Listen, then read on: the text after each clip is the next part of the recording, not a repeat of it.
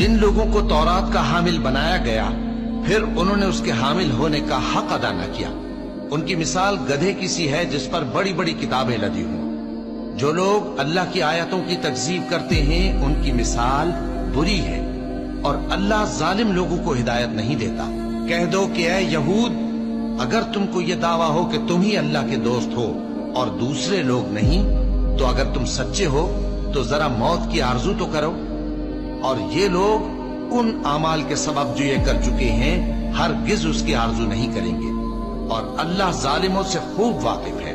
کہہ دو کہ موت جس سے تم بھاگتے ہو وہ تو تمہارے سامنے آ کر رہے گی، پھر تم پوشیدہ اور ظاہر کے جاننے والے مالک کی طرف لوٹائے جاؤ گے، پھر جو کچھ تم کرتے رہے ہو وہ سب تمہیں بتائے گا۔